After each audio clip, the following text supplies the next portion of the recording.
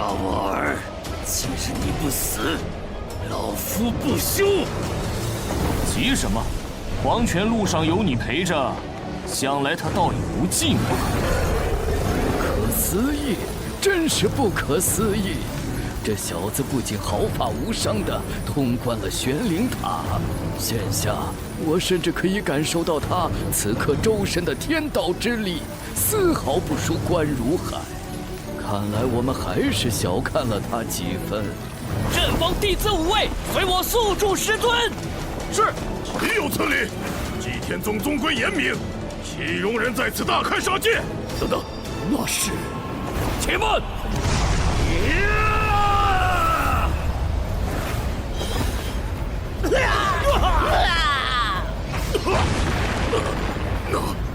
那是宗门禁术，九杀阵。九杀阵，不思议杀气甚重，一旦起阵，方圆百里之人，若修为不足，便极易产生幻觉，心情大变。我好像看到我太奶了。杀！我杀了你！我的头要炸了！关如海，还不快住手！九杀阵乃祭天宗禁术，你竟敢私自修炼！原本我还不想这么快出手，但今日我儿之仇必报，这祭天宗也是时候易主了。执迷不悟！乌鸦长老，欧阳长老，关如海，你这般放肆，简直罪无可恕！关如海，速速束手就擒！胜者为王，败者为后。你们就一起给古玄尘陪葬去吧。古玄尘，无论你躲到哪里，绝地3000尺，我都不会放过你。爷爷。不好！今日祭天宗便渡不过这一劫数了吗？宗主！这古诀的路数，与关山月、楚青海、韩寿相较，有过之而无不及。祭天宗内藏污纳垢的源头，果然就是你。这武道龙形剑光，为何与之前交手之时，还有方才那一击都截然不同？力量分明是强了数倍。难道你刚刚是在刻意隐藏？这才是你真正的实力。哼，猜得不错，不过你觉悟的也太晚了吧？怎么回事？像是有股无法抗拒的无形力量压制了我，突然一动也动不了了。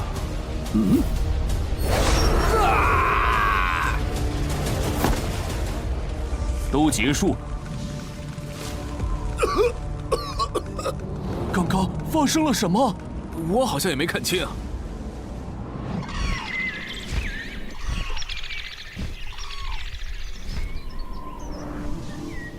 师尊，不必。宗门大比发生的事情，想必大家都清楚。王长老伤得不轻，就让他在行风好好疗伤。乌鸦长老，一会儿还得麻烦你差人送些疗伤的丹药过去。这是自然。所有的事情皆已查明。前正风长老关如海心怀不轨，私自修炼祭天宗禁术。先前韩寿、楚青海所习的邪术禁书，怕是连他们自己都不知道。其实是关如海在暗中设计，幕后操控，其目的便是有朝一日用邪术控制这二人，为他所用。至于关山月，当初他在圣域胡作非为，一桩桩、一件件的荒唐事也已查证。这些事端，也是我平日里过于醉心修炼闭关，疏忽肃清宗门不正风气，才会这般接二连三发生。宗主言重了。众长老不必劝解，身为宗主，我自是责无旁贷，理应自省的。另外，今日祭天宗这一劫得以避过，还得感谢一人。另外，今日祭天宗这一劫得以避过，还得感谢一人。吴公子，当初关山月为获圣域，是祭天宗之过。我姬长风以茶代酒，多谢你不计前嫌，及时出手相助。宗主，你何须向一个晚辈行如此大礼？是啊，宗主。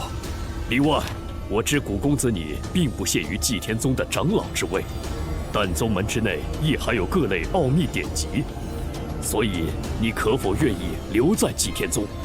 若你愿意，长老之位自不必说，宗门内的公诀典籍你亦可翻阅修习。宗主竟然要许这个后辈祭天宗长老之位！哈，长老之位算什么？你没听到吗？他若答应，便可修习任何公诀典籍。宗主这意思，怕是连天劫公诀都愿意奉上。他会愿意留下来吗？古公子如何？道谢就不必了，这茶本座接下。古公子你这是答应了？太好了！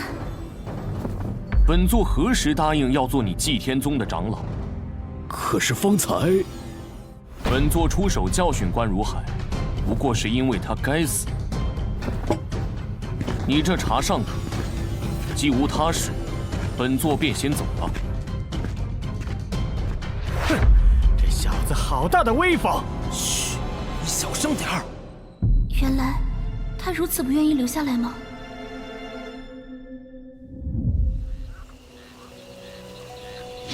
自来到无上神界，还不曾听闻本座其他徒儿的消息。说来，也不知小世界中的大家如何了。为何突然震动？莫非这小世界是感知到本座修为的进一步提升，开始苏醒了？进去一看便知。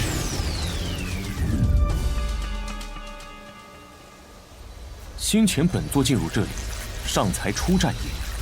如今长势愈发好了，只是方才小世界的震动，原来并非是因为大家开始苏醒了吗？看来是本座想错了。古公子，这是天元，是你在说话？是我。不久前，我发现自己又凝结出了意识，并感觉到似乎有一股温暖的天道之力在修复原本已经受损的元神。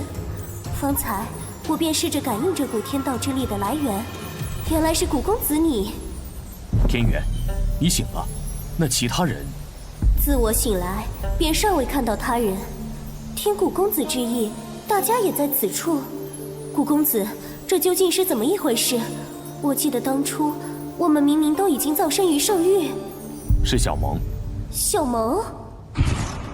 当初幸得大家散去一身修为相助，本座才得以突破圣王境，击退那关山月。原以为本座再也见不到你们了，在即将承受天雷劫飞升无上神界之际，小萌却突然出现。他告诉本座，他已集齐你们的元神碎片，用自己的生命将其化为生命的种子。而本座只要不断提升修为，以天道之力灌溉这些种子，总有一天，我们便能重聚。天元，如今本座已在无上神界提升至化神境，杀了关山月，而你们此刻，便是在本座开辟的小世界内。原来如此，难怪当初元神溃散之际，我隐隐约约听到了小萌的声音。想不到小萌竟也做出了如此大的牺牲。只是本座有一事不解，为何小世界中只有你苏醒？天元，你可知晓？方才古公子说完，我便细细感应了下，在我的四周，确实隐隐有大家的气息正在逐渐聚拢。想来无需太久，大家便都能回来了。如此甚好，那你们何时可修成人形？这怕是难了，除非能有天元阁的一件宝物。是何宝物？我虽来自无上神界天元阁，但早早便被雷霆老君抓住囚在圣域，对天元阁也知之甚少。不过是偶然听说其有一宝有重塑散魂肉身之效，其实是真是假也未可知。如今大家得以重聚，已是万幸，天元已经满足了，古公子勿要再涉险了。天元阁吗？顾玄尘，你这就离开祭天宗了，就不和莫无涯那个小老头，还有莫如雪那丫头辞个别？天下无不散的宴席，何必拖泥带水？顾玄尘，顾玄尘，等我！哦，是莫如雪啊，竟这般着急，看来你小子一时半会儿是走不了喽。何事如此慌张？是爷爷他被天元阁的人带走了。又是天元阁。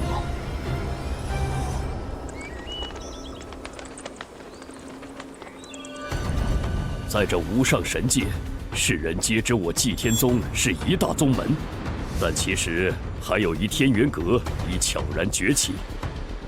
原本天元阁是远远不如祭天宗的，但近几年来，天元阁强者辈出，尤善武道。对比之下，祭天宗虽负盛名，却一直在止步不前。只不过天元阁一直对外韬光养晦，否则若论实力，祭天宗其实已经连跟天元阁平起平坐的资格都没有了。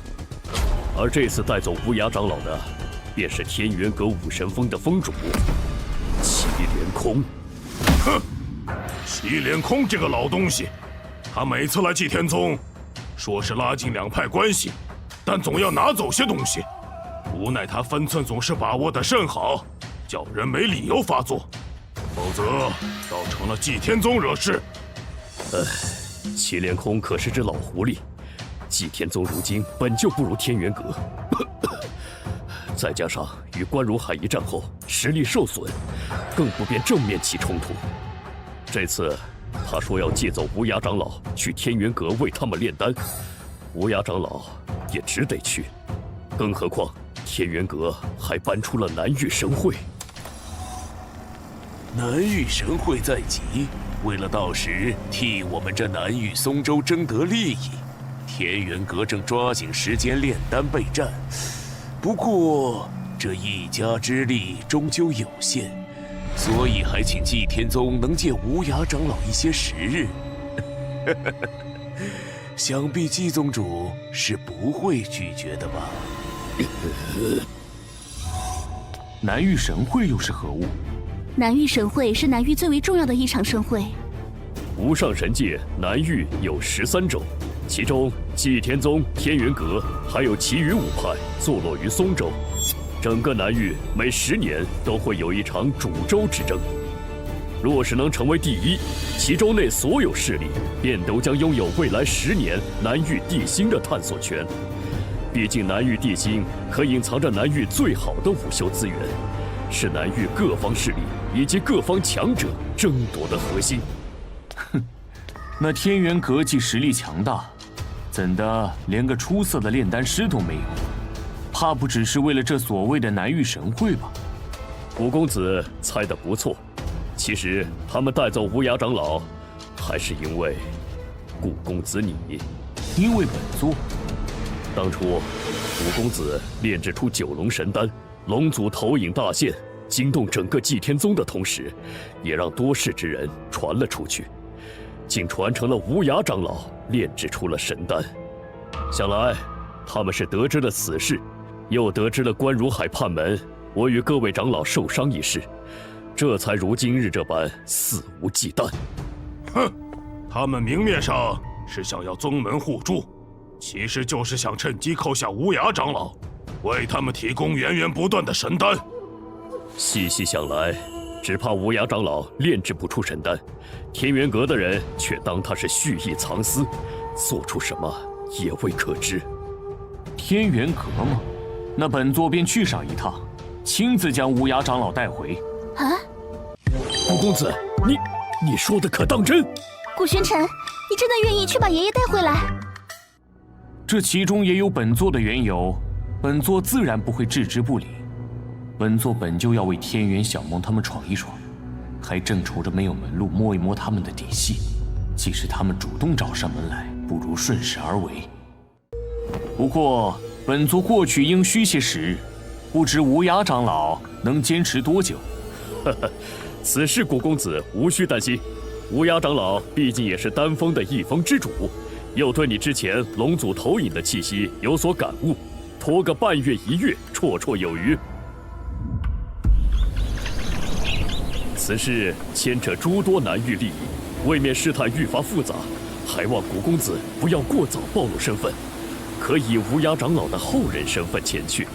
好。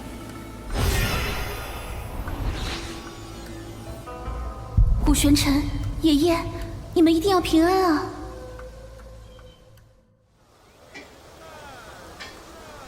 无涯小老头来自于这洛阳城，姬长风既然让你以他后人身份混入天元阁，就得对洛阳城有所了解。不过嘛，这时间有限，小子，任你本事通天，怕也来不及在这茫茫人海里找出个洛阳城百事通哦。城主府又张贴什么告示呢？哎呦，别挤我，让让！这上面写的什么呀？为了恭贺城主寿诞，现特招一人整理城史，编撰史书呢。哦，城史，原来还要招人编撰城史啊！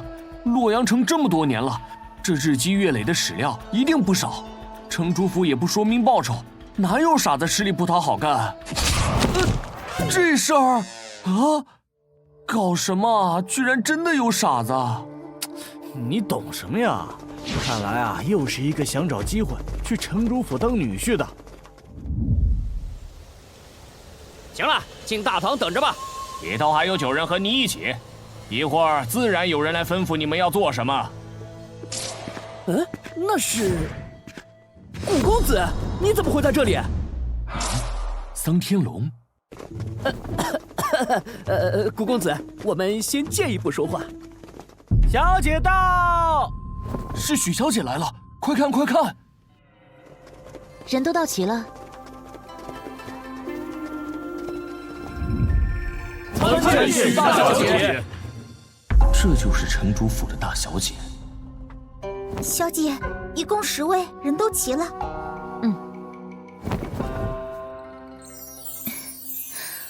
我美吗？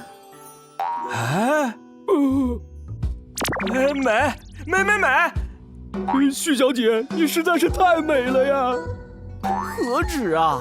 许小姐容颜倾国倾城，哎呀，应说是仙子下凡才对啊！哼，倒让这几个马屁精抢先了。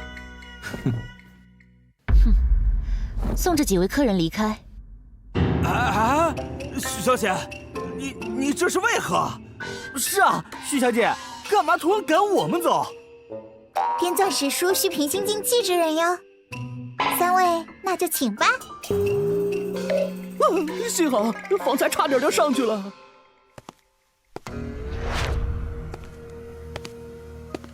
古公子，实不相瞒，我此次正是出门游历，途经洛阳城，听闻洛阳城城主府正招人编纂史书，而这城主府小姐美貌闻名，便来碰碰运气。不过，嘿嘿，要是古公子也看上了这许小姐，我自然不会跟古公子抢。本座对她没兴趣。哎，这是真的？那你……几位公子特意来做客，城主府也没有什么好招待的，飞燕便为大家抚一曲吧。4星琵琶，4星琵琶，这不是许小姐的宝贝法器吗？听说这4星琵琶的音波阵法会使人在不知不觉之中陷入其中，无法自拔呀！这弹曲为何要用法器？看来这一曲不是那么好欣赏了。献丑了。哼，这曲音果真极具诱惑性。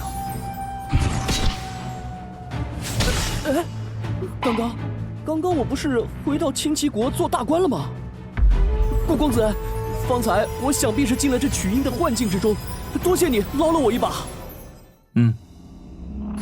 这曲音乍听之下，仿若涓涓细流在诉说故事，实则那一道道纵横交错的阵纹，无时无刻不在演化着精妙的阵法。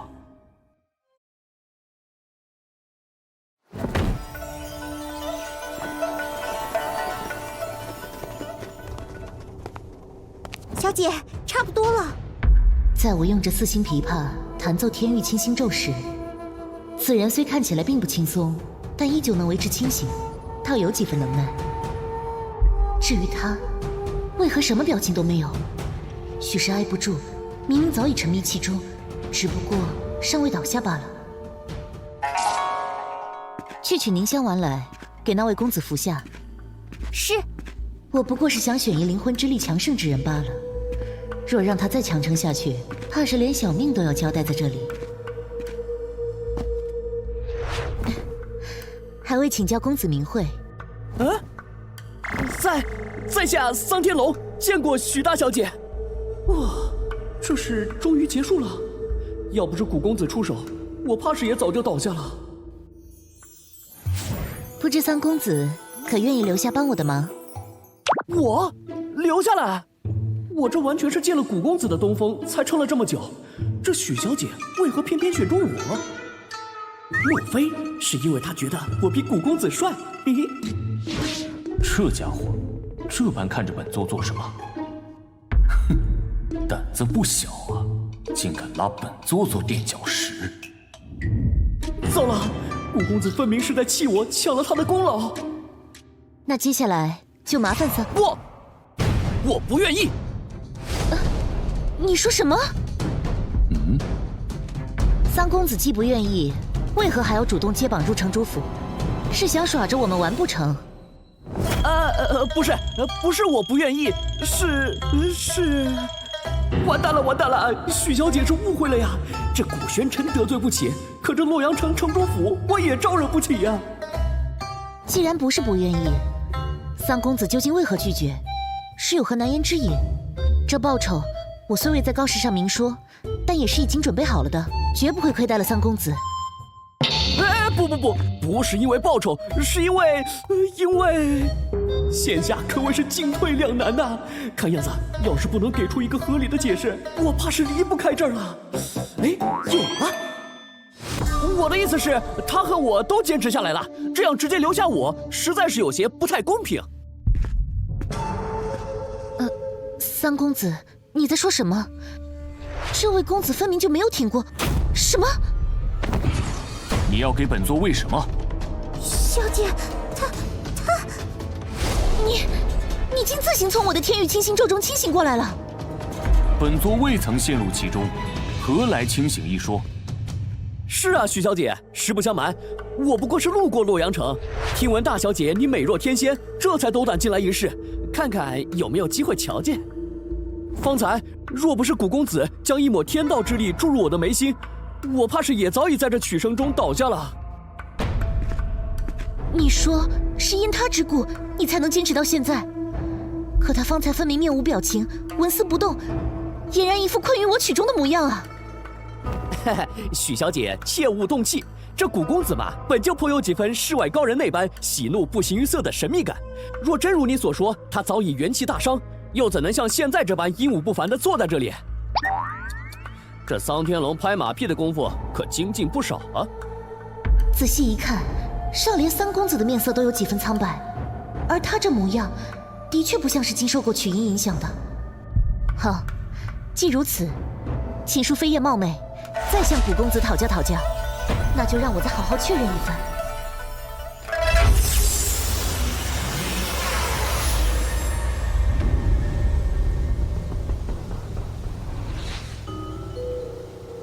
许飞燕营造的新幻境，竟是一片竹林。碧海年年，试问曲，冰轮为谁圆缺？何来诗词之声？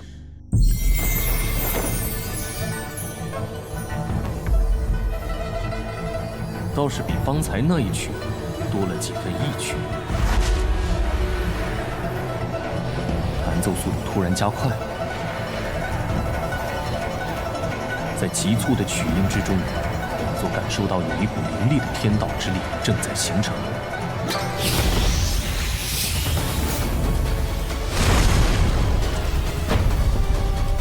好，就趁现在。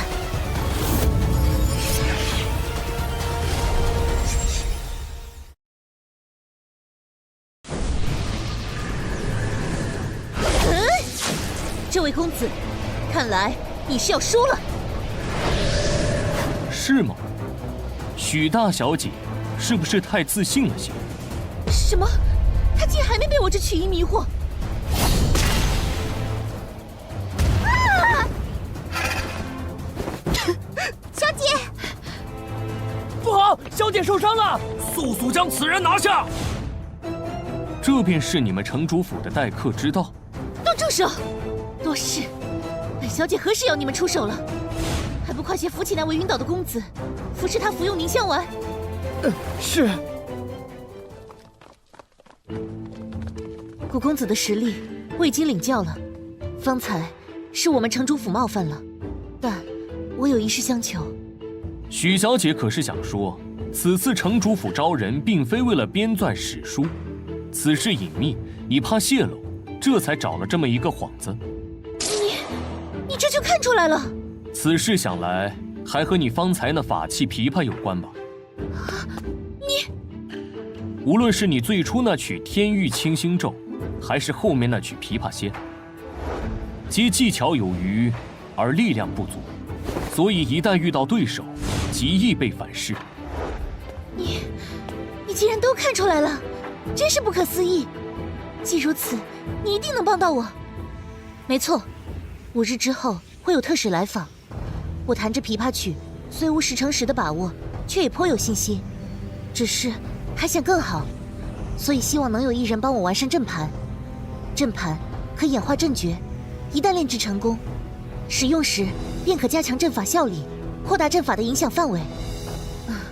其实我炼制这阵盘已经数月，如今已是最后关头，我的灵魂之力却不够支撑我坚持到最后。古公子，若你真能助我一臂之力，无论你有什么条件，只要城主府力所能及，必不会推辞。小姐，本座没兴趣。喂，本小姐看你方才说的那些都是猜的吧？所以你才不敢答应本小姐。激将法对本座无用，许小姐请随意。古奸臣，你不是需要搜集这洛阳城的城史吗？反正他这忙对你来说应该也不难。还需等他5日，麻烦。哎呀，小姐，古公子就快要走了，你就别嘴硬了。有什么了不起的？哼，我就不信，靠自己还进不了天元阁了。天元阁？莫非5日后你要见的是天元阁的使者？对啊，不然呢？怎么了？这位古公子想必是外地来的吧？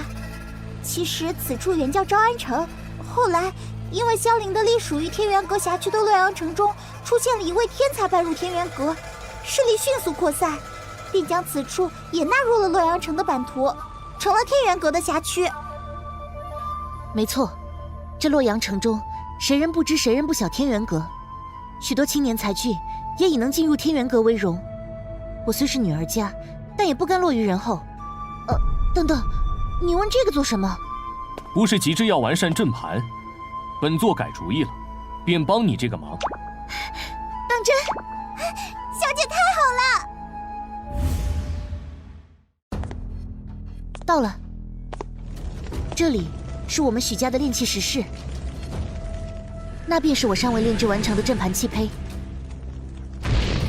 喏，你先看一下这个阵诀，不需要理解，只要能熟悉就好。喂，你干什么？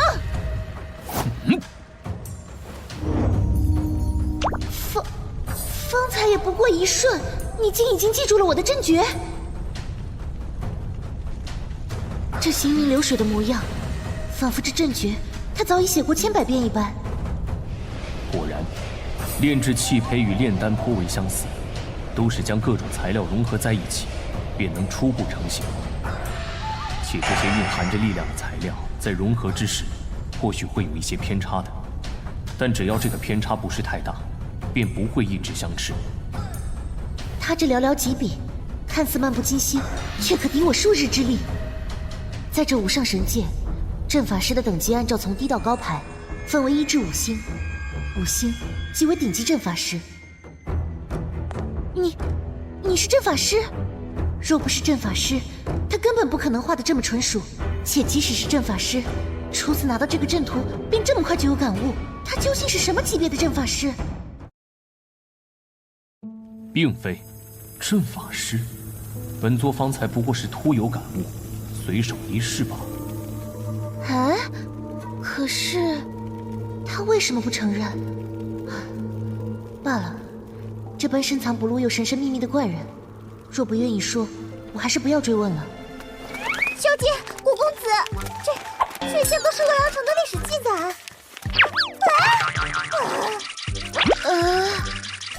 你愿意帮我，唯一的条件就只是需要这些典籍。若你还有其他要求，不必客气，大可以提出来。足矣。那好吧，既如此，我也不打扰你了，你便专心在此炼制阵盘吧。小翠，我们走。还真是个怪人呢。依照着许飞燕原本的阵诀继续下去，即便是助他完善，依旧是有所不足。喂，你想干什么？只有短短5日，就算你是顶级5星阵法师，也做不了太多。本座既然出手，自然是要做到最佳。恭喜恭喜啊！贺喜许城主300岁寿辰。天龙兄，听说你今日寿辰会有天元使者来，真是羡煞旁人呐！傲天兄客气了，不过是许家曾有先祖进入过天元阁，蒙因于那一系弟子的照顾罢了。天元使者到！天元使者果真来了，快看快看！连天元阁的使者都来贺寿，咱们城主真是好大的面子。哎呀，天元使者远道而来，有失远迎。哼，许城主客气了，我们可是特意来为你祝寿的。你再这么客气，我们可就走了。是啊，毕竟许城主与我们天元阁的关系，谁不知晓？是，来，2位使者这边请。快，去请小姐来。小姐，方才奴婢去问，守门的守卫说，大殿里头还是没有动静，古公子莫不是失败了？不会吧？当时他演绎阵诀是那么厉害，而且我可以感受到从暗室里隐隐溢出的天道之力十分稳定，我相信他。大小姐，天元特使到了，老爷让我来请你去前堂。这么快就来了？小翠，你先跟着过去，拖会儿时间，就说我稍后就到，我这就去找古公子。好，奴婢知道了。开门，我要进去。是。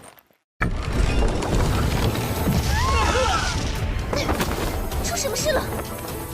无事，不过是本座方才小试了下这阵盘。太好了，原来你已经炼制成功了。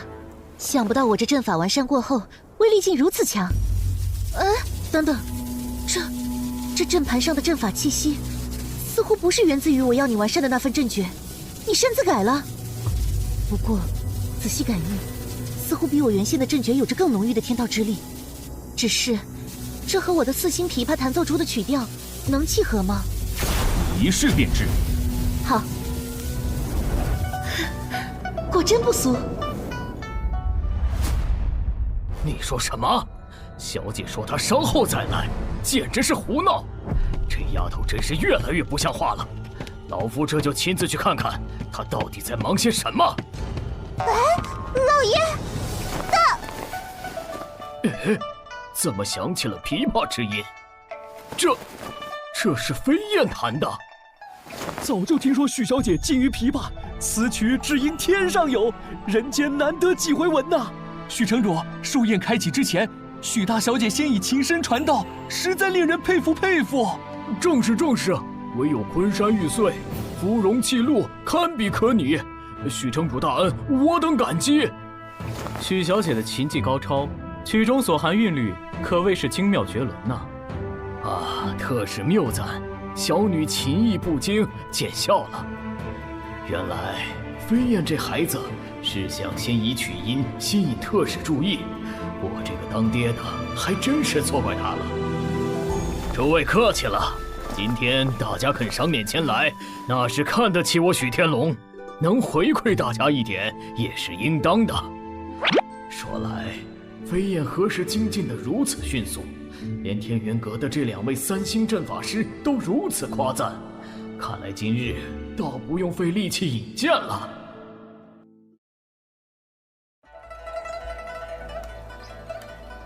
哎呀，这曲音怎能变得这般激昂？老夫似乎有点受不住了。是啊，我的头好痛。许城主，你家这是……哎呀！来人，速取凝香丸给大家服下。这曲音之中的天道之力太强，境界高的人尚且还能运转公爵扛住，境界若是不够，又未服用凝香丸，根本承受不住啊！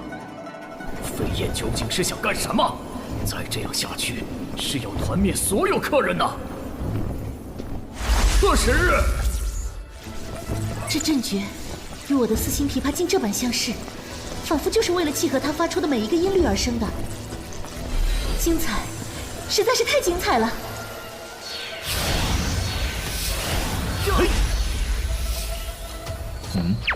这2道袭来的天道之力颇为凌厉，你不出手？无需。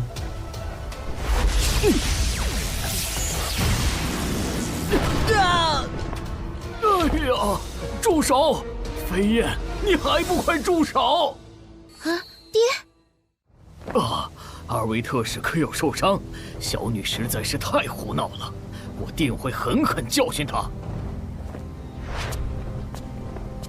天元阁特使怎么来后院了？而且还是这般狼狈的模样。糟了，莫非……飞燕见过2位特使，刚才因为一时有所感悟，未能控制琴音，冒犯了特使，请特使见谅。无故袭击天元阁特使，若是传扬出去，怕是爹爹这城主之位都得丢了。许大小姐天赋非凡，修炼感悟，这是人人都有的情况，何罪之有？是啊，幸好这许天龙及时赶到，否则若真被这小丫头给伤了，未免也太丢天元阁的脸面。我们寿也拜了，寿宴就暂时不参加了。不过关于许大小姐，我们倒有一事想再谈谈。是，我和飞燕这就带2位使者去客房休息。咦，看来我这是因祸得福，进入天元阁有戏呀！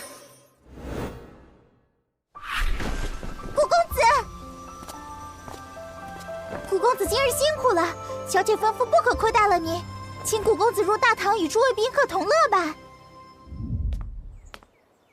诸位，方才是大小姐有所感悟，影响到大家了。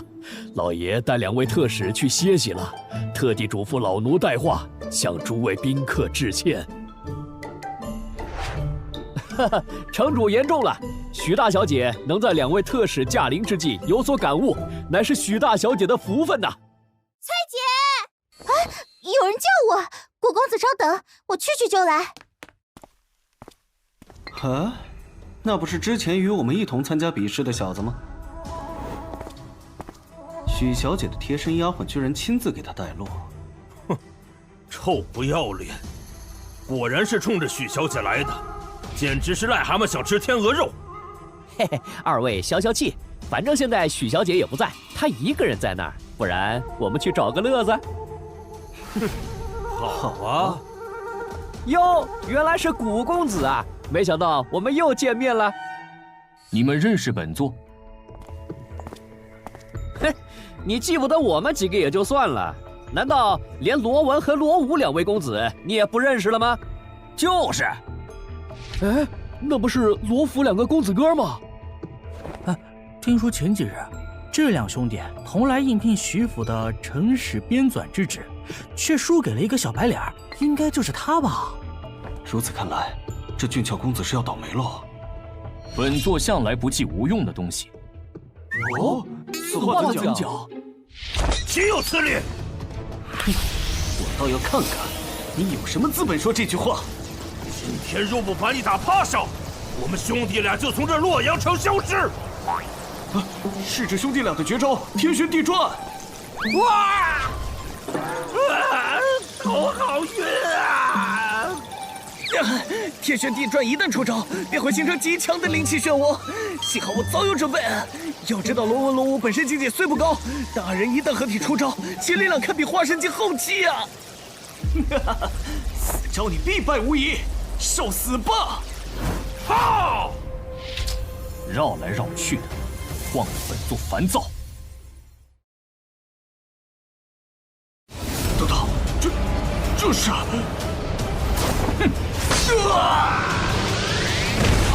狼星剑光，且看这公子早驾驭的游刃有余，难怪一招便秒了罗家兄弟二人的绝招。他绝非池中之物啊！方才你们说，若是输给本座，便从这洛阳城消失，是吗？不，是我们有眼不识泰山，得罪了您。我们再也不敢了。晚了。何人竟敢在老夫的城主府放肆？你是谁？为何出现在这里？将老夫的寿宴搞得一片狼藉，还惊扰了二位特使。是古公子，爹还不知道他帮我制作阵盘的事情。不过是教训了2只苍蝇。你，爹，不可！这古公子是女儿请来编纂城史的。哼，那又如何？简直胡闹！不好，这家伙惹出这么大的麻烦，让爹在天元特使面前丢脸，爹这是气坏了。且慢，你不是洛阳城的人吧？本座本是游历各地增长见闻，途经此处，听闻许小姐要整理一份史书，便顺便来应聘这份差事。幸好他没把帮我炼制阵盘的事情抖落出来。我说你小子方才怎能把阵仗搞那么大？原来是想借那2蠢货引起天元特使的注意。如此一来，便也无需假扮洛阳城人，也可想办法混入那天元阁了。哼，只怕不完全是这样吧。完了，难不成是露馅了？如果我没猜错的话，只怕是你倾慕许大小姐，借着史书知名接近吧。本座，特使，你说什么呢？老夫怎么不知道？他这是做什么？若是阵盘的事情让2位特使知道了，就不好了。倒不如便这般顺了他们的猜测。这古玄尘可千万不要拆我的台啊！莫非是怕本座说出那阵盘之事？哈哈哈哈，年轻人嘛，除了修炼，谈谈情，说说爱，这也是很正常的嘛。小谷，我们先借一步说话。许小姐展露的天赋，你也知道的。且许家与我天元阁颇有渊源，方才我俩也商议，打算带许小姐前往天元阁。没错，虽然你也符合天元阁招收弟子的标准，但天元阁每5年才向世俗招收1次弟子，许小姐已是特例。至于你嘛，就是可惜了，你这般已练成几招天阶公诀的人才。哼，你们怕是要过4年才能相见了。说来，小谷，你方才使的那招应该是天阶公诀吧？是啊。这2人这般一唱一和，故作姿态，原来是想威胁本座。既如此，本座不如顺手推舟一把。你们说这个？这是……当初本座四处游历，恰巧得到了一部天阶公诀，悟得了那么1星半点。若2位能想办法通融通融，便再好不过。只是不知有没有这个机会。哼，这是说哪里的话？既然你有这个诚意，我们也不好推拒了，是吧？这小子只悟得1星半点，便如此厉害，这下真是赚了。是啊，小谷，你为了能跟着许大小姐相伴进入我天元阁，当真是有情有义。如此，便辛苦2位了。这般高山，果然是天阶公诀。算这古玄尘识相，本想着若是他不肯教，你我二人倒是要费些手段了。哼，只可惜是个蠢的，这么轻松就被你我骗得天阶公爵了。哈哈哈哈！哎，那本看着不像是从祭天宗得来的。小子，你何时又得的天阶功法？我怎么不知？哦，不过是本座闲暇时随意写的心得罢了。哼，你小子！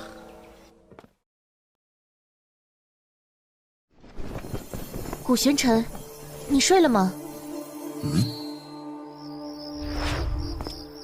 何事？我有话想问你。进来吧。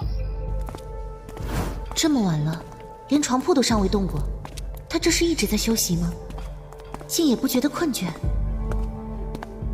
许小姐深夜来找本座，究竟是为何事？咦，怎么突然关心起这家伙了？唉，差点忘了正事。今日你信守承诺，没有将帮我炼制阵盘的事情说出来，多谢。举手之劳，许小姐不必在意。对了，还有一事，不是我故意派人监视你，只是我的丫鬟无意间瞧见天元特使从你手中如获至宝般接过一本公诀，可是真的？确有此事。你的正道远在我之上，且身怀能让天元阁特使这般宝贝的公诀，我实在是想不通，你入徐府，应该不是为了白白帮我的忙吧？你究竟是为何？哎，你不要再告诉我，你单纯是对洛阳城的历史感兴趣，我可不信。不然呢？许小姐觉得是因为什么？说来，若是不知道他能炼制出如此厉害的阵盘，且武技了得，还能随意拿出令特使都垂涎的高级公诀，这理由我也能信几分。可这古玄尘，却也不像是对我徐府权势有所图谋的。莫非，你当真是对我？仔细一想，难怪后来特使也破例让他进入天元阁了。看来，他献公爵是为了能和我一起去。对你什么？难不成他看出本座是在利用他，醉翁之意在于天元阁了？没什么，我困了，你也早些歇歇吧。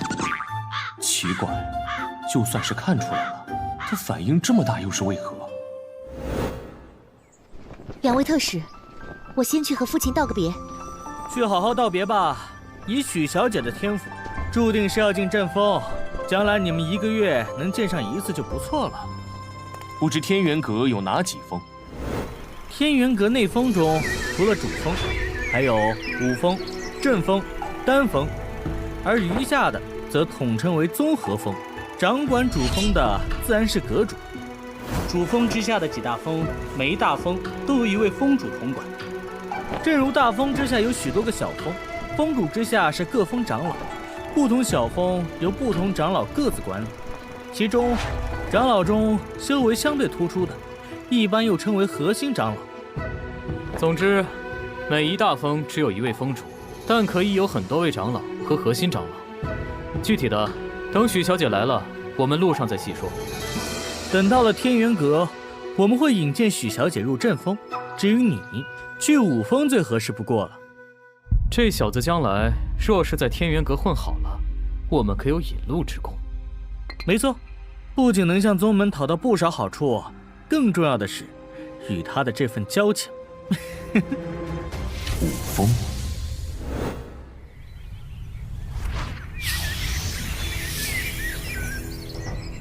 前面便是天元阁了。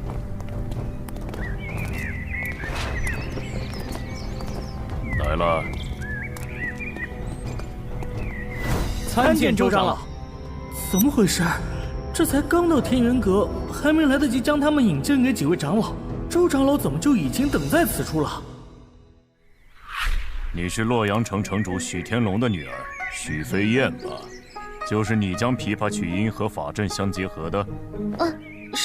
是的，这位周长老竟知道我。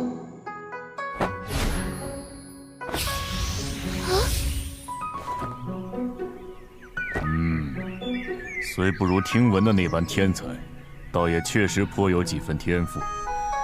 你可愿意入阵风，跟着我潜心修炼。是，飞燕拜见师傅。好。我不是在做梦吧？百事竟如此顺利。至于你嘛，我收一个也是收，顺便也收下你吧。周长老，其实那个……周长老，你刚收一个爱徒，这就再收一个，未免也太累了吧？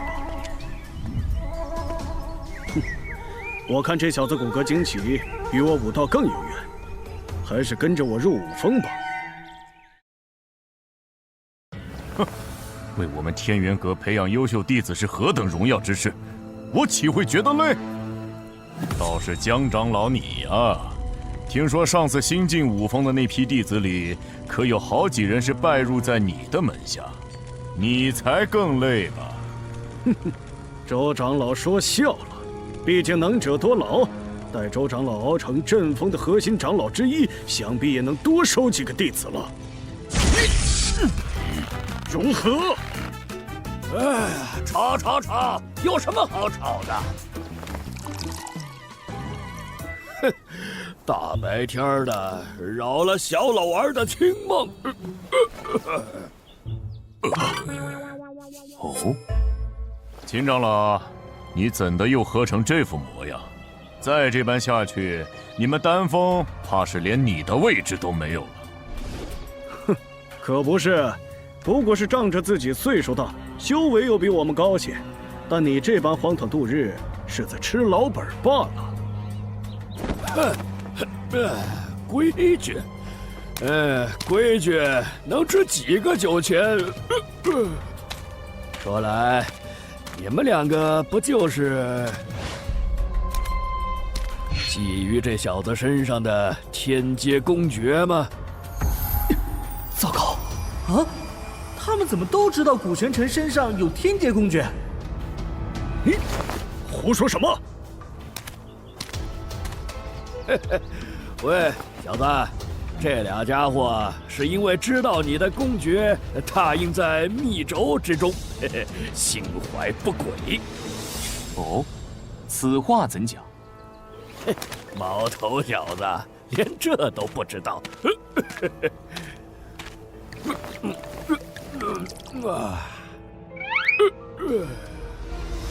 密轴传功最大的好处就是修炼之人只需要将灵魂之力探入其中，便能感悟到公诀的奥义。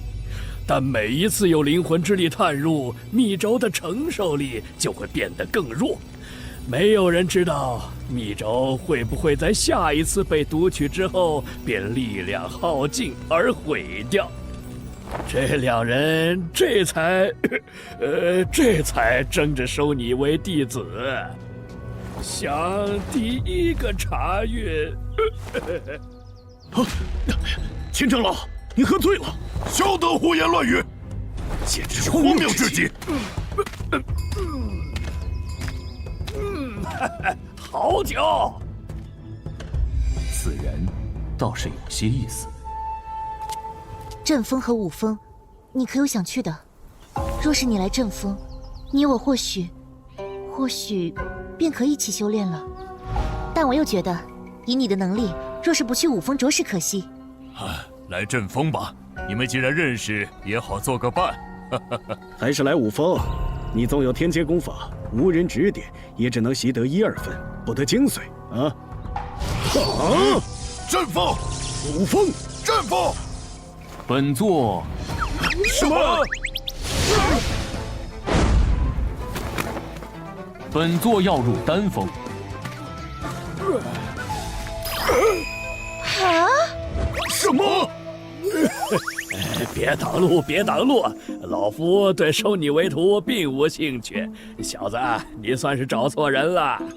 那可未必。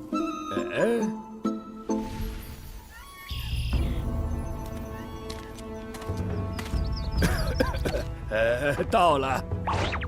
小子，你方才答应老夫的呢？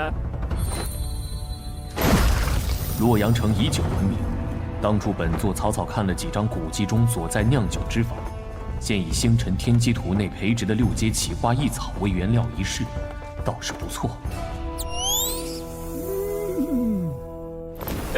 这是你的身份令牌，你可自行了解下丹方。这是分发给天元阁弟子的丹药，我每3个月自会给你一次。接下来你就自便吧。好久好久啊！今日老夫便不醉不休。哎，你小子也有栽跟头的时候，竟认了个糊涂酒鬼当师傅。说来，你身怀天阶公爵的消息，也是在洛阳城那会儿自己提前散播出去的吧？只是他俩分明对你势在必得，却也肯放你跟着老酒鬼。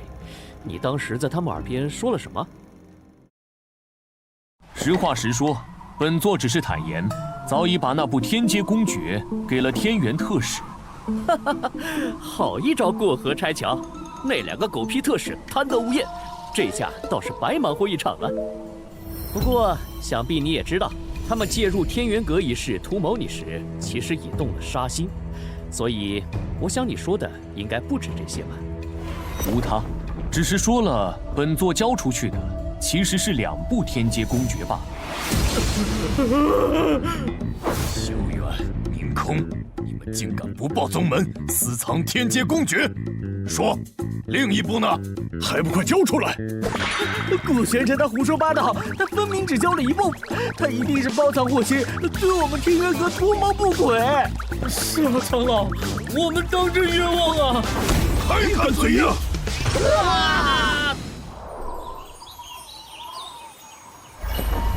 看来，此处便是所属丹峰的云淼峰了。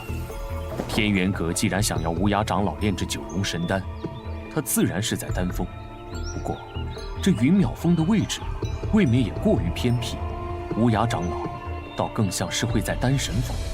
说来奇怪，往日丹峰各峰长老每隔一段时间，都要去趟丹神峰切磋炼丹之法。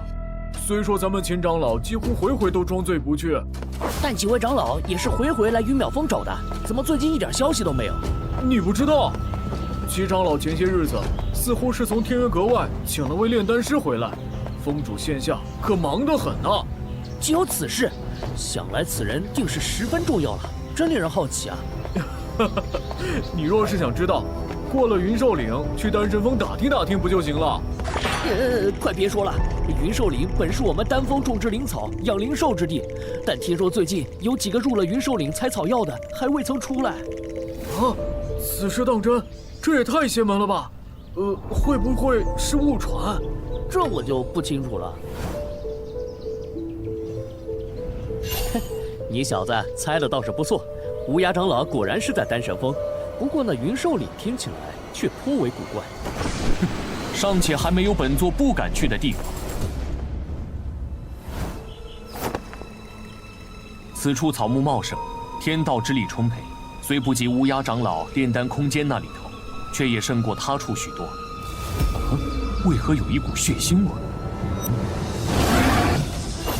竟是一只通身银白色蹄毛的大老鼠，倒是罕见的很啊！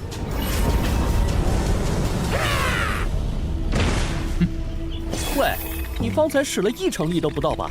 这个云兽里的灵兽，未免也过于不堪一击了吧？方才的血腥味果然源于此。这灵兽腹部的剑伤还未愈合，应是受伤不久。如此说来，这附近还有其他人喽？不仅如此，他方才那般疯魔要杀本座，怕是把本座当成了伤他之人的同伙了吧？你是什么人？你竟杀了我们的银月鼠！你们的银月鼠？当然了，之前我们遭遇恶战，还是小白替我们引开那头强大的灵兽，我们才得以逃脱。没想到小白最终没有被那灵兽所杀，却惨死在你的手里。哼，看你这一身衣服，现下又敢独自来云兽岭，怕是不懂规矩的新人吧？规矩？你们想如何？还没开始讹他呢，这个冤大头倒颇有觉悟。想不到斩获一只银月鼠不说，又遇到个怂货，哥们儿几个今天是赚了呀！哼，连剑刃上留下的血迹都尚未清零，便敢来碰瓷本座，本座倒要看看这几个蠢货想玩什么花样。念在大家都是同门的份上，我们便也不为难你。这样吧，我看你那把剑倒是还不错，就当做是赔礼吧。哦，你们确定是要本座的这把剑？怎么，你舍不得了？喂，新来的，出尔反尔，我看你是找死！好啊。你们想要，那便自己拿走吧。哼，算你小子识相。哼，早这么说不就得了？就是嘛。这剑身之内竟蕴含着一股无比强劲的天道之力，潜在天道之力横冲直撞，甚是霸道。能控制他，至少是在月魂境之上的高手。可这小子分明年纪轻轻。等等，为何我竟一点也感受不到他的气息？莫非他是个隐去了修为的顶级武修？黄师兄，你怎么不把剑拔起来？哎，是啊，黄师兄，你怎么在发抖啊？黄师兄，黄师兄死了！你把黄师兄拍死了？怎么会这样？我也不知道啊。本座的青龙剑在问，下一个你们谁来？这剑有古怪！救命啊！剑来！哼，自作孽不可活。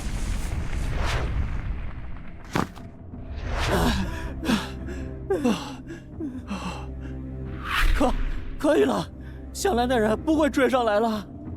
哎，老四呢？刚才还跟着我们，怎么一下子就不见了？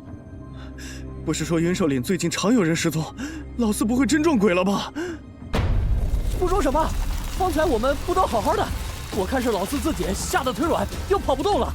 喂，你们两个看我的表情，怎么跟见鬼一样？我话还没。救命啊！救命啊！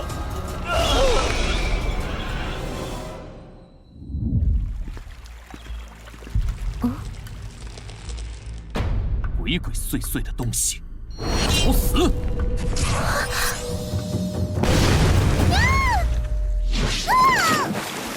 谁？哎呀，不好，被发现了！你竟敢偷袭本姑娘！丹峰的内封弟子，方才怕是被那藤妖绞杀，也浑然不知吧？无耻之徒，你往哪里砍？本座对你并无兴趣。站住！谁让你走了？本姑娘看你是敬酒不吃吃罚酒。这是九幽岩边，其火称为九幽天火，乃是天地初开始冥界精华凝聚而成的天火。这种天火拥有着远胜人类本身道火的力量，分散在无上神界的各地。据说炼丹师若是能将这天火炼化，融入自身的道火，不仅可以令自己在这个过程中感悟到天火中的天道，更能使得自己以后的道火也拥有天火之力。这法器倒是尚可。好快的速度，竟连我的九幽岩边都没有碰到它分毫。你跟了我一路，本座都未和你计较，现在倒是倒打一耙了。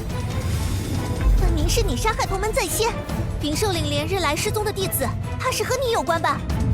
你杀人后抛尸那一幕，本姑娘可是亲眼所见。只不过原想看看你还有没有同伙，却没想到先被你发现了。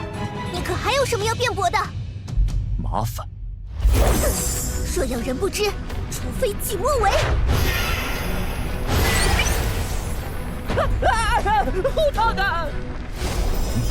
星辰天机图，这是？你竟用法器吸收了我的九幽天火！好，我倒要看看你能受得住几遍！还真是难缠的家伙。想用结界困住本姑娘，休想！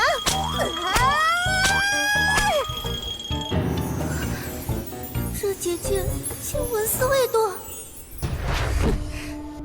本姑娘技不如人，落入你的手中，你要杀便杀吧，反正等姚姐姐知道，定不会放过你的。什么情况？你所见之人，乃是他咎由自取。至于其他人的死，更是与本座无关，言尽于此。信与不信，自便。喂，你等！他不杀我，他不是近日暗害同门、杀人夺宝的歹人吗？莫非我所看到的并不是真相，真的是我误会他了？什么东西，也敢对本姑娘动手动脚？不好！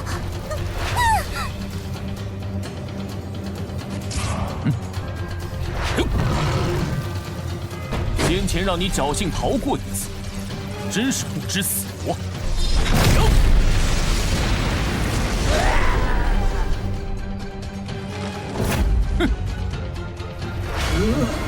臣修炼1000年，这无望人类竟敢连断老身数10臂！急什么？本座这就送你去团聚。慢着，一起看看谁在老身手中。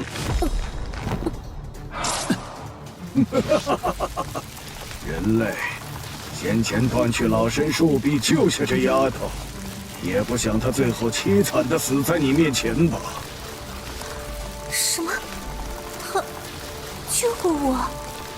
等等，莫非那个时候他并非是为了羞辱我？现在，这丫头的命可握在老身的手里。你若是想救她，就先自断一臂吧。你笑什么？本姑娘是笑你这个老东西蠢笨。方才本姑娘还要杀他，她为何要用牺牲一臂来救杀他之人？你这么蠢，真是白活了1000年，可笑至极！闭嘴！喂，人类，你到底……等等，那小子呢？先前胆敢威胁本座的，皆已神魂俱灭。如今你既然也有这份胆气，本座这就成全了你。什么？这一仗下来，你是犹如千军万马迎面而来，老身竟生不出半分抵抗的心思。可恶，为何区区一个毛头小子会有这般恐怖的法相精神？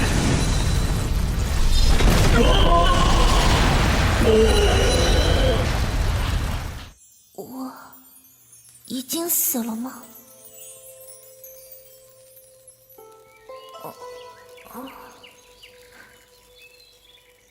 我没死，可我分明记得方才有一只硕大的手掌拍下来。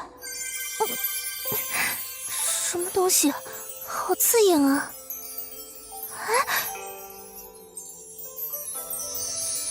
哇，这些是……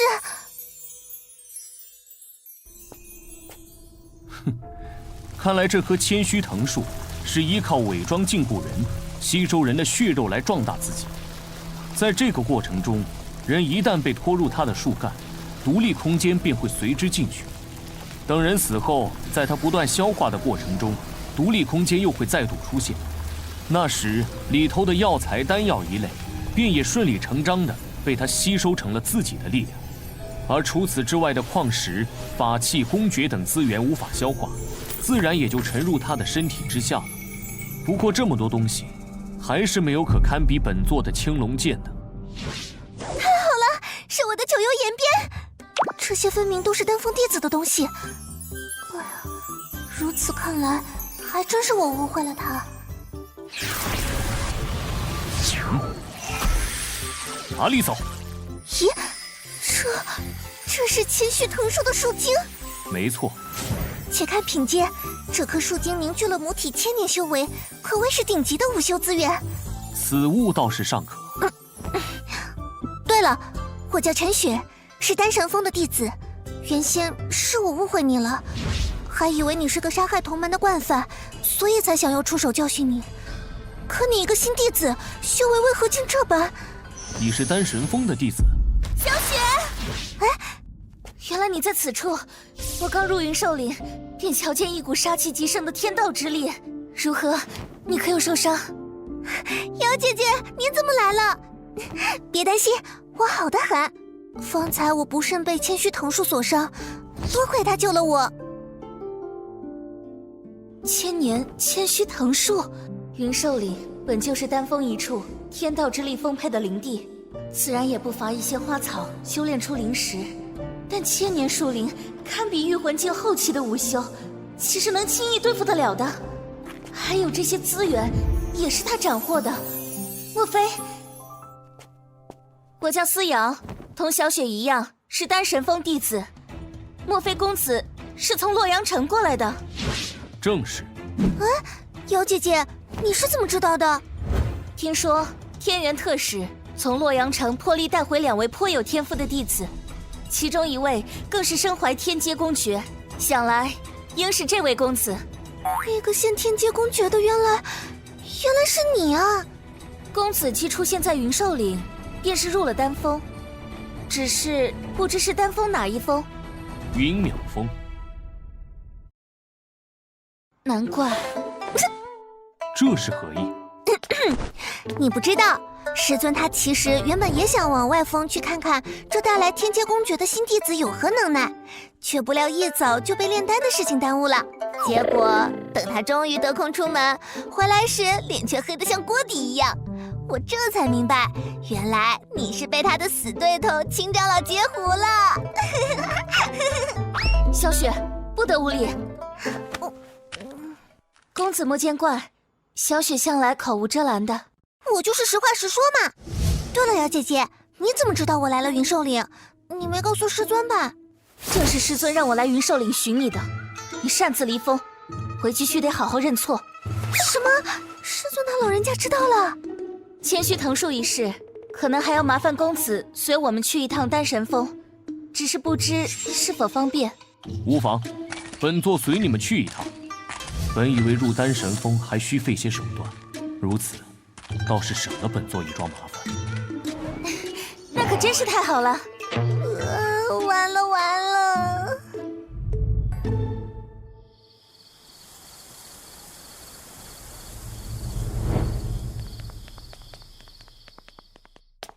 古公子，你先在这里歇息片刻，稍后我再来请你前去见师尊。好。方才一路你便躁动不已，本座倒要看看是何缘故。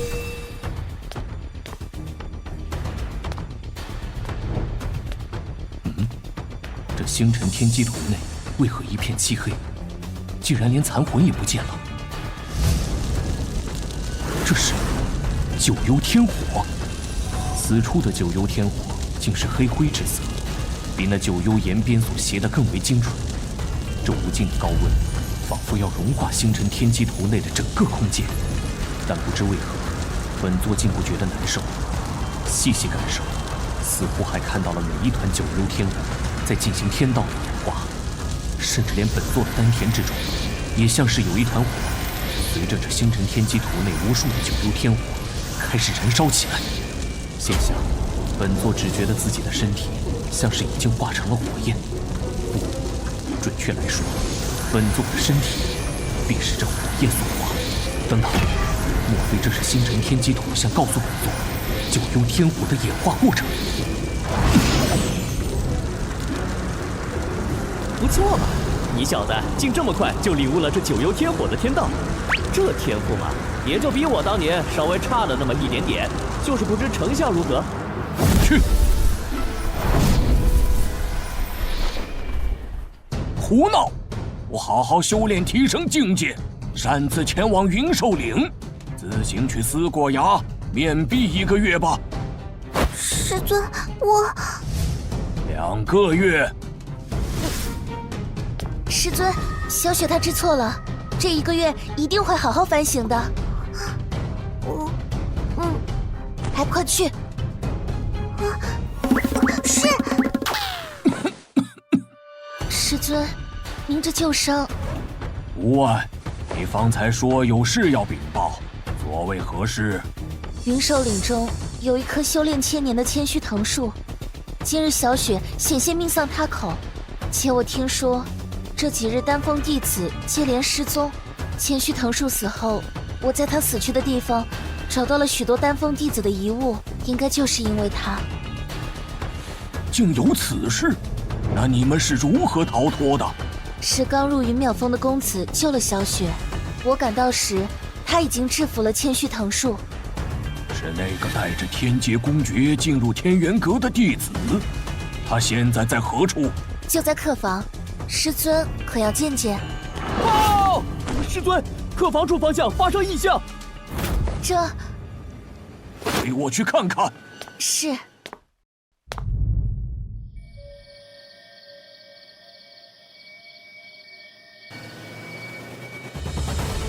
师尊，且慢！此刻古公子的房内还不知是什么情况，而且从这阵法的力量看起来，怕什么？我虽是炼丹师，但好歹也是御魂境后期，岂会叫一个毛头小子伤着？哼！师尊，你没事吧？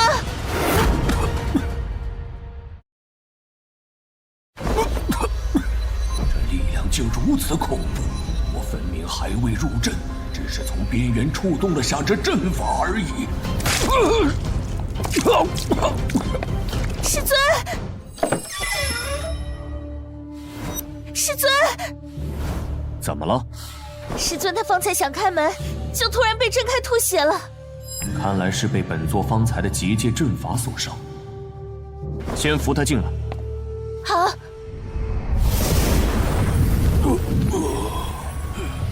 顾公子，师尊他如何？并无大碍。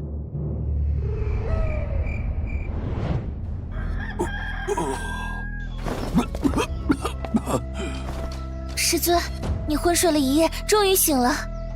我竟昏睡了一夜吗？你一直在服用耗气的丹药。顾公子，你是不是弄错了？师尊不曾服用什么耗气的丹药。不过，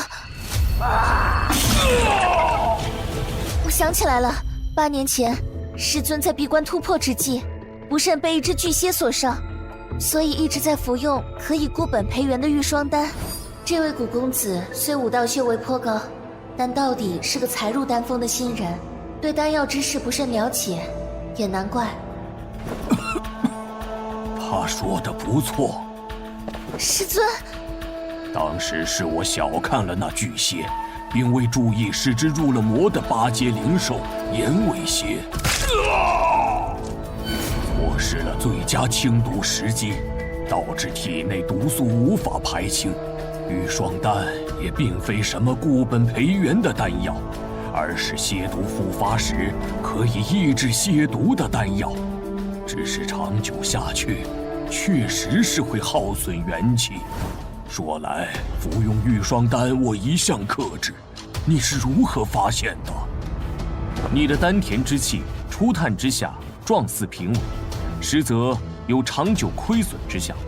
师尊，你为何不早说？难道就没有比服用玉霜丹更好的办法了吗？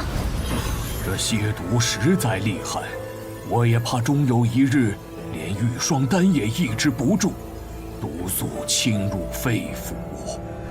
不过天元阁胁迫祭天宗的长老过来，倒也方便了你研究炼制九龙神丹。玉霜丹的弊端，我未曾对任何人提及，且祭天宗一事，我当初也是极不赞成的。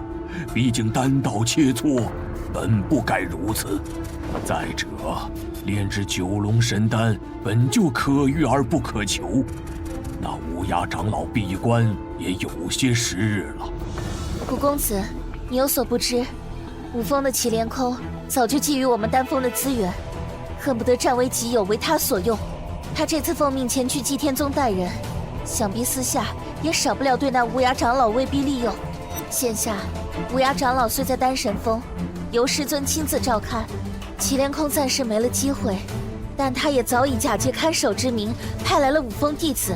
总之，祁连空无时无刻不在想着怎么抓住师尊的错处，并以此引起阁主的忌惮。若是再让他知晓师尊重伤，必会有所动作，届时也更有由头派更多五峰弟子渗入丹神峰了。清毒并不难，不过事成之后，本座有个要求。你，顾玄尘，我知你武道天赋极高，但我身为6星炼丹师，都尚且无法自救，你又如何能办到？本座做不做得到，一试便知。丹房在何处？五公子，请随我来。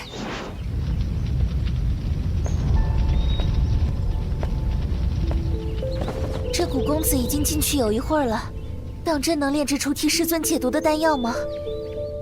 让他出来吧。师尊，虽说生死有命，玉霜丹也的确耗损了我一些元气，但只要多多调养，我相信这把老骨头还没那么容易垮掉。可是，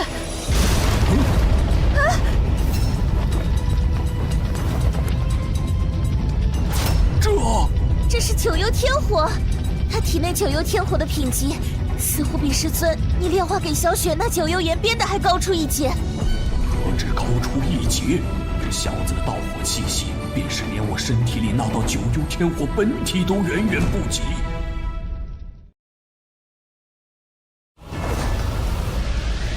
他这手法，这控制力，这御火术，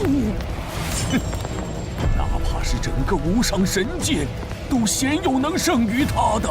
师尊，你是说他至少已经是7星炼丹师了？7星炼丹师与6星炼丹师虽只差一级，但前者对丹道的领悟，怕已是后者望尘莫及的地步。他的未来，不敢想象啊！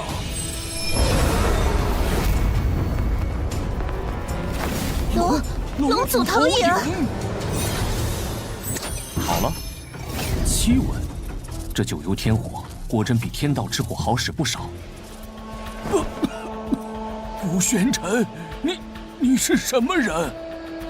似有先前之言，这古玄尘轻易就斩杀了千年千虚藤树，而其阵法的力量我也领教了，他的阵道造诣根本就惊人的可怕。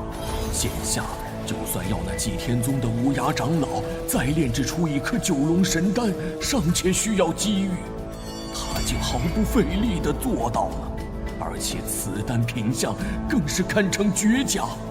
细细看来，此人虽年纪轻轻，不知为何竟颇有先辈高人的气度。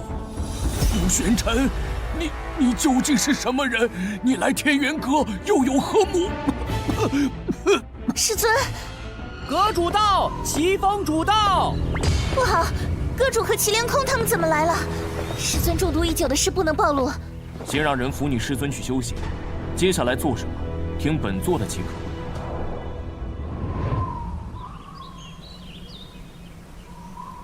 哈哈哈！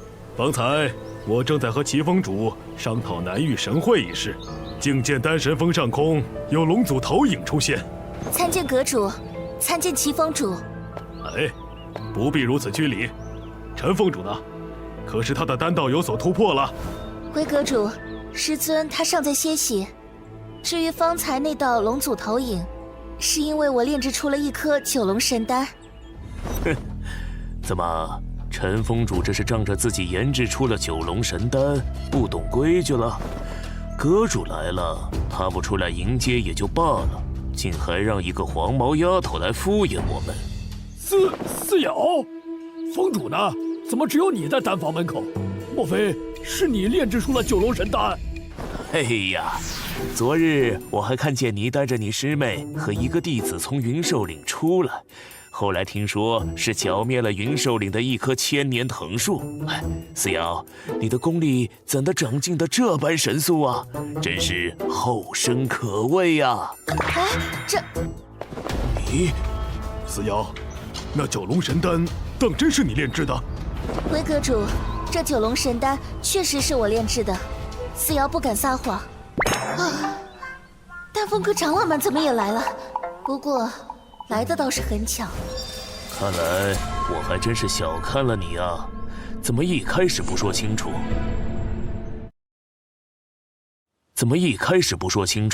那九龙神丹在何处？承蒙齐峰主请来了能够炼制出九龙神丹的祭天宗炼丹师，师尊近日最新切磋，也有所心得。只是师尊今日一早在炼丹房内尝试炼丹时，不知怎的出了些差池。待我破门时，发现师尊竟被反噬，陷入了昏迷。现下想来，许是因为恰好受到丹房之内的气息影响，加之心急师尊的伤势，我这才突然顿悟，侥幸炼制出了九龙神丹。只是九龙神丹如今已被师尊服下，四瑶虽在方才炼丹的过程中受益匪浅，但若再来一次，只怕成功的可能性并不大。炼丹师在炼制一些关键的丹药的时候，的确会被逼出一些潜力。没错，炼制九龙神丹本就可遇而不可求，四瑶他已经做得很好了。是啊，是啊。若齐峰主还不信的话，丹炉内我的九幽天火还尚未熄灭。什么？齐峰主需不需要趁现在验一验？他这般有把握，莫非是真的？齐峰主，现下站在炼丹房门口的唯思瑶一人，若不是他炼的丹，难不成是你我？就是啊。阁主，思瑶现在有事相求。是何事啊？说说看。先前都是师尊与无涯长老切磋丹道，可师尊刚服下九龙神丹，还需要调养几日。这段时日，不如让我代替师尊前去与无涯长老交流，或许对我、对无涯长老以及天元阁都有益处。阁主，那莫无涯是只老狐狸，陈峰主受伤，而思瑶她未免太过年轻，我还是再派些。哼，思瑶她既能斩杀千年藤树，实力可未必低于你五峰弟子，齐峰主又何须操心？没错，而且思瑶也能炼制九龙神丹了，也不算没有资格。这正是我要说的另一件事。虽然齐峰主的担心并非没有道理，不过自现在起，丹神峰之事也不需要再麻烦五峰了。这是何意？因为正好有一个最为合适的人选，他的实力说不准各位都有所耳闻。哼，何人如此了得？他便是几日前名扬洛阳城，且以天阶公爵进入天元阁，现下是丹峰弟子的古玄尘。你就是古玄尘？听说你选择入了丹峰中缥缈峰秦长老的门下。不错，原来就是这小子被秦老头抢了先。看着倒是气度不凡，颇有我年轻时的风范。这小子，要不是我昨日分身乏术，也不会派江无风那个没用的东西去招揽他。既然没能把他招入五峰，留着就是个祸患。阁主，听说五峰前些日子招揽不少新弟子，正是需要人手教导的时候。丹神峰既然已有古师弟在，也就不再劳其他峰兴师动众了。说的也是。齐峰主，你可还有异议？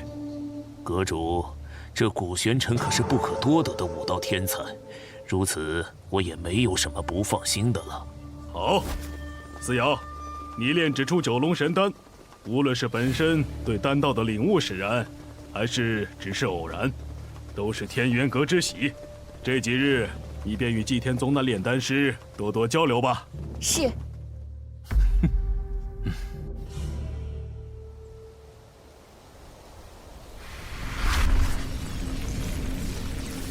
太好了！师尊服下九龙神丹以后，气息稳健，周身的天道之力也强盛不少。古公子，多谢你出手相助，替师尊解了些毒。我按照你的指点说了之后，祁连空不仅没能增派弟子来丹神峰，就连原本在丹神峰的那些弟子也都撤回去了。只是我也有些好奇，以古公子的能耐，根本无需入丹神峰。你和那祭天宗的无涯长老应是故交吧？罢了，古公子不便说，我也不追问了。我既答应古公子自请去与无涯长老交流心得，今夜此时，古公子若有什么想与他说的，通过此符纸传讯即可。哦，你既已怀疑本座的身份，就不怕本座别有目的，会对丹神峰不利？古公子在云兽岭中救下小雪在先，又解师尊之毒，驱退五峰势力在后。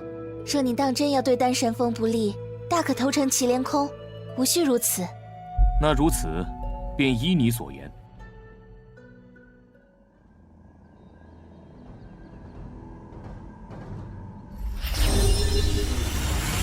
古公子，真的是你！方才一位叫思瑶的女弟子过来，带来了你的消息，竟是真的。如今本座已入天元阁。难怪。其实今日发现丹神峰方向出现龙族投影后，我就隐隐有了怀疑。不过，我记得现下应该已经过了天元阁招揽新弟子的时候。古公子，你是怎么进来的？入天元阁并不难，你在天元阁可有遇到什么麻烦？虽行动有些不便，但这丹神峰的陈长老和思瑶姑娘倒是对我以礼相待。对了，祭天宗的大家还有如雪，可都安好？一切安好，不过本座还需寻样东西，待你离开此处，尚需些时日。这又何妨？莫某何德何能，劳烦古公子以身犯险前来营救。只是不知古公子在此要寻何物，我能否帮得上忙？你可知这天元阁内有一物可重塑散魂肉身？你说的莫非是九冥真水？那是何物？我虽久居祭天宗，但有关天元阁的，倒也曾听说过一些。天元阁开山先祖尚在无上神界的时候，曾游历四方，偶得一妙法。他以此法所言，以无本之木及天地间无根之水，再以无源之火，在丹炉中整整炼了9天9夜。若人已身死而元神未散，便可以此物重塑其肉身，因此称之为九冥真水。据说后来这天元阁的先祖亲自设下了结界，结界内每一座山头都藏有公爵或是珍宝，并设下了相应的守山神兵看守。此挑战于每月15开启一次，挑战者若能在守山神兵的手中挨过1个时辰，就能得到相应的公爵和珍宝。因此很多天元阁弟子以此为历练，而那九冥真水就在其中。说来，距下一次挑战开启也就半月了。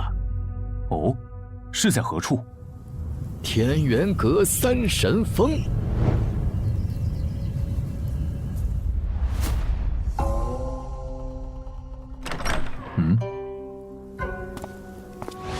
古公子今日是要去三神峰，思瑶师姐心下走不开，特嘱咐我来引路。天元阁各峰虽各有各自的禁制，但阁内也有不少公共的区域，毕竟弟子们也只能拜入其中一峰。如此一来，大家也需要有学习其他东西的地方。比如主修武道的弟子当中，也有一些想学正道或者丹道；主修丹道或者正道的，也需要修炼一些武道傍身。而这三神峰就是一个面向天元阁众弟子开放的，可供众弟子获取资源的修炼圣地。这天元阁倒是很看重弟子的各项能力，如此看来，能一跃崛起至威胁到各宗也不奇怪了。古公子，我们到了，这里就是三神峰了。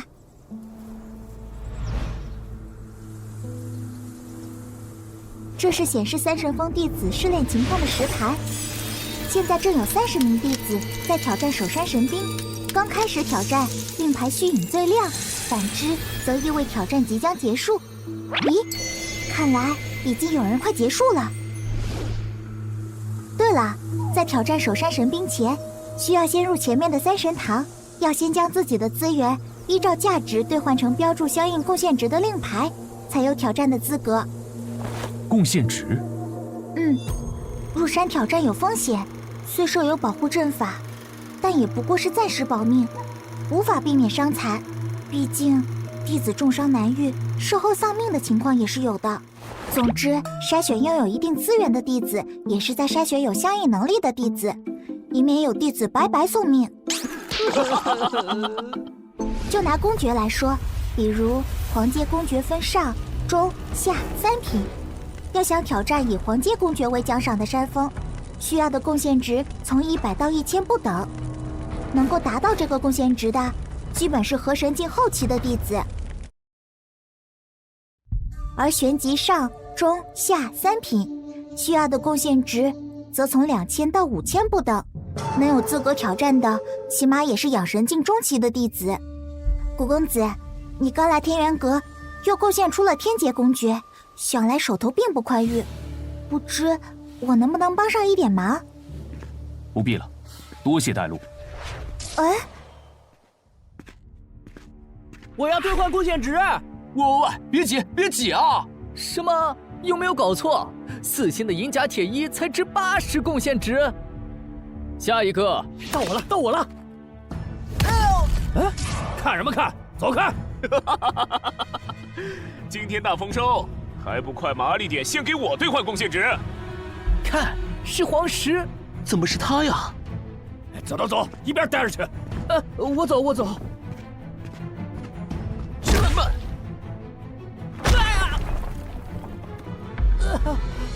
都安分点儿，别不识好歹。这黄石真是越来越嚣张了，真倒霉。嘘，忍着吧。听说他那寒冰掌又长进了，谁敢得罪他呀？快算！是。喂，好好算，要是敢少算一点，小心老子……啰嗦！你是什么人？真是不知天高地厚！我看你是活腻了吧？寒冰掌！快运功抵御，是寒冰掌！这刺骨的寒意，这掌法怕是已经升级为玄阶上品了吧？皇室这是要杀人呐！这就是玄阶上品公爵的威力吗？好恐怖！这寒冰掌是将浑身无形的天道之力凝聚于掌心，化为凌厉的寒意。不过太弱了。这外门弟子好大的口气！周遭已被皇石所冰封，他无法避其锋芒，垂死挣扎罢了。只是为何以剑锋相抗衡？是啊，谁不知道利用相克之道，以火还击才是正道啊！什么？寒冰掌竟被他的剑锋以绝对的力量破了！不可能！为了升级寒冰掌，可整整花了5000多贡献币呀！要杀了！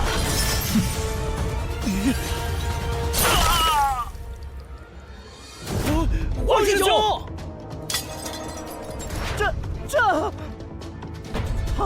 他竟然杀了黄石！黄石的寒冰掌应是玄阶上品公爵，这小子修炼的莫非是地阶以上的公爵？等等，这人我想起来了，我在丹神峰见过他，他是古玄尘。古玄尘，他就是那个贡献出天阶公爵而加入天元阁的世俗之人。古公子你好，请问你是要兑换多少贡献值？挑战9名真水的守山神兵，需要多少贡献值？什么？这古玄尘竟要挑战9名真水的守山神兵？我承认他很厉害，但未免也太胆大包天了吧？是啊，就连我们天元榜上实力排行前8的天剑师兄都不曾去挑战过。关键是他当真有那么多资源去兑换贡献值吗？够，还是不够？够，马上为您兑换。快看，9名真水的守山神令居然亮了！莫非是有人要去挑战9名真水的守山神兵？哎，真的是谁啊？这么不怕死啊？我知道，我刚刚从三圣堂出来，他叫古玄尘，是最近贡献了天阶公爵才加入宗门的。这就是9名真水的挑战地，倒是和我想的不一样嘛！怎的这般平静，竟也不见什么守山神兵的影子，没意思。我不是怕了你不成？哼，平静，怕是未必吧。快快速速现身受死！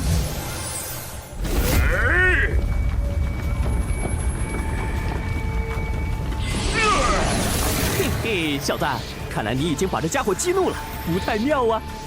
这东西虽速度尚可，却没什么出招技巧。那么，剑诀！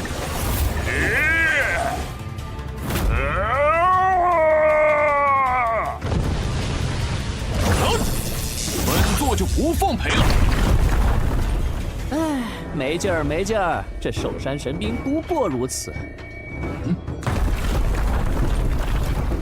不对，没死，倒是个难缠的家伙。不过，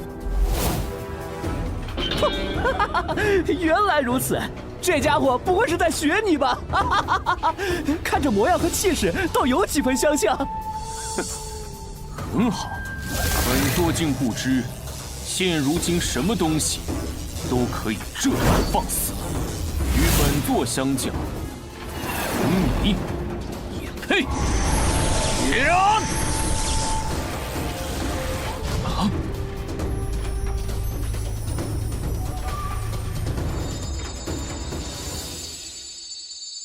那座山不对劲儿，明明在结界内，怎会如此震荡？是啊，难道就连先祖的结界都稳不住那守山神兵了吗？这是怎么一回事啊？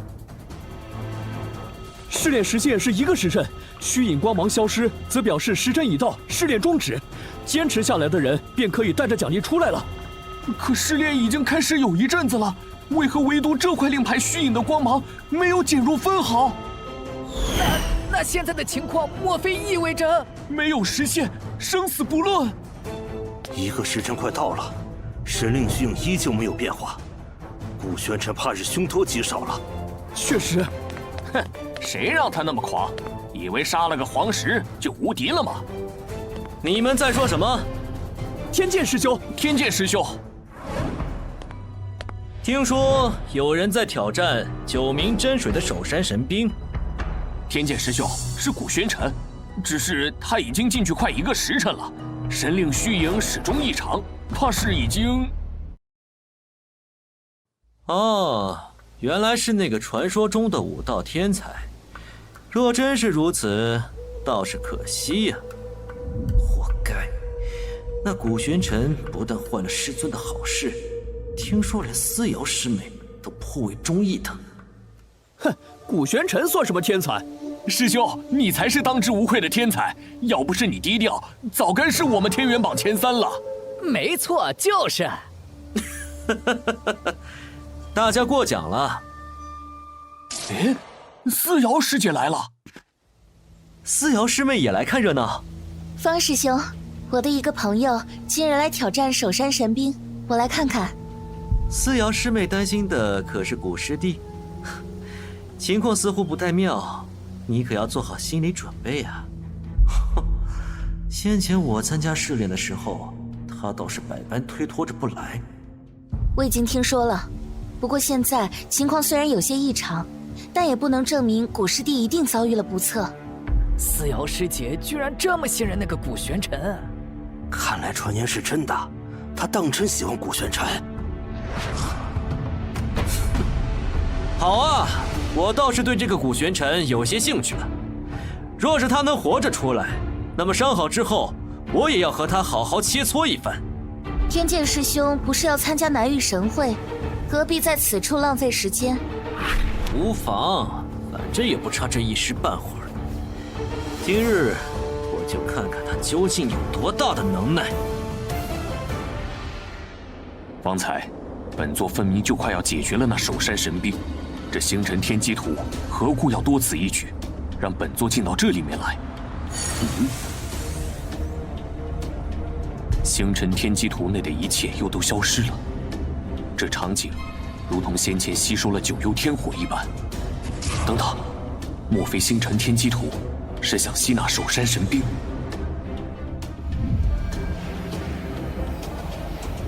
哦，果真如此。守山神兵是由阵法师打造而成的，在其身上刻画阵法，提供力量，同时又以无上神界独有的附灵手段，给予了简单智慧的神器。但神器无论再怎么像人，都终归不是人，如同九幽天火。这守山神兵在星辰天机图这里，不过是可以提供力量的死物。如此看来，他被吸纳也不让人意外了。不过，本座倒是好奇接下来的变化。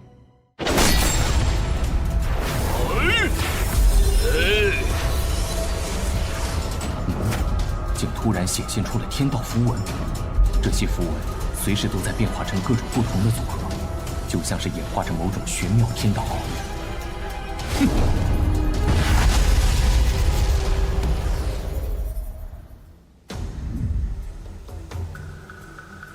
一个时辰已经到了，古公子为何还未出来？思瑶师妹，时辰已经到了，依我看，这古玄尘怕是出不来了。我去找牛峰主。听说有弟子还没出来。牛峰主，丹峰弟子古玄尘尚未出来。自先祖设下结界以来，从未出现过这种情况。若里头的阵法运转出了问题，可就糟了。不过幸好先祖还留下了启阵阵盘，助我开启结界。是。喂，这世道也未免太不公平了吧？你这家伙的灵魂之力本就逆天，刚从星辰天机图内出来，居然又更强了。方才在星辰天机图内，本座的法相似乎有了变化。若不是时间有限，还要去九明真水，本座定要好好再感悟一番。哼，抗议！那是。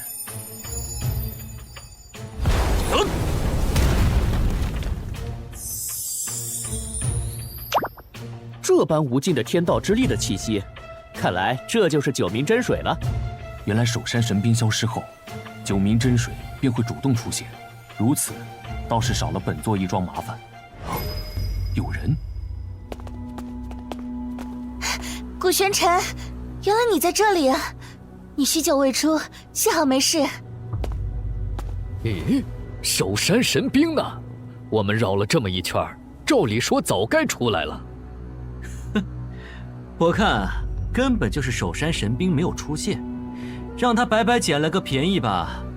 天剑师兄，你说话是不是太难听了？哎，思瑶师妹，不是我说话难听，难不成是古玄尘他一人就打败了先祖设下的守山神兵？就算他有这能耐，那此处也该有神兵的残骸吧？这古玄尘就是个简陋的废物，说不准他根本就是领悟不了天阶公诀，才会献给天元阁。至于洛阳城的那对兄弟还有黄石，想必也是因为无能才打不过他。哎，对了，既然古玄尘不过是只纸老虎，我现在就当着思瑶师妹的面杀杀他的威风，也好让他明白谁才是真正的男人。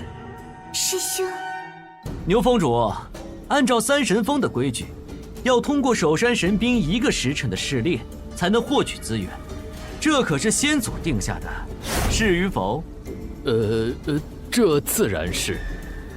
哼，古玄尘，你要拿走九明真水也可以，那就让我来代替守山神兵重新考核你。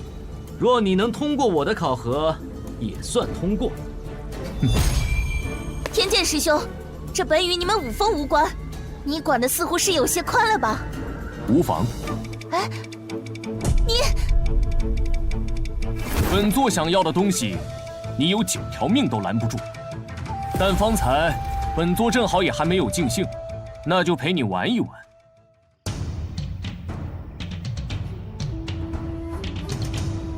听说是守山神兵没有出现，天剑师兄便提出要亲自加试一场。难怪古玄尘在里面待了那么久还好好的，遇到天剑师兄，我看他还怎么狂。古玄尘，既然我是代替守山神兵来考核你，我自当是要全力以赴的。当然，你要是现在怕了，认输求饶也还来得及。废话真多，开始吧。蠢货，要的就是你这句话。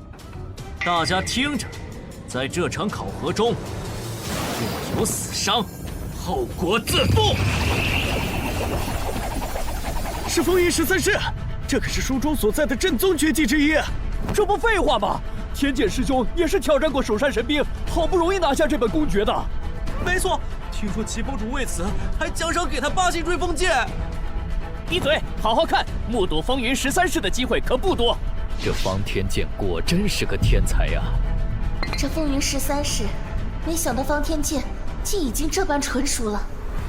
哼，想不催动精神法相就与我交手，你也太狂妄了吧！顾玄尘，现在你就是我的笼中之物，必将你千刀万剐，让思瑶师妹对我刮目相看。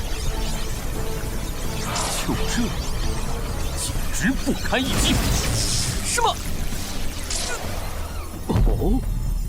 啊！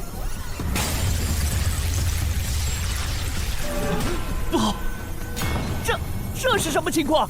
天剑师兄的风云13式居然如此不堪一击！不愧是古公子，这怎么可能？这个顾玄尘，竟然害得我在思瑶师妹和众师弟面前这么丢脸！你们懂什么？一定是天剑师兄心软，有所克制。他可是天元阁的天才之一啊！有道理，毕竟古玄尘是思瑶师姐的师弟，天剑师兄自然要爱屋及乌。顾玄尘，方才我不过是想探探你的底，不过接下来我可要认真了。哼！发誓！天剑师兄祭出金身法相了！顾玄尘，现在就去死吧！本座以为你有什么底牌呢？原来是特地来送死的！什么？这是九幽天火，可古玄尘一个入门半月的新弟子怎会使？天剑师兄是天才，他若能打败天剑师兄，便是天才中的天才。半月能练出，倒也不足为奇了。九幽天火，乃是冥界精华凝聚而成的天火，虽对灵魂有着比其他天火更强的克制力。但若对手的实力足够强横，以力压制，倒也能够强行冲出来。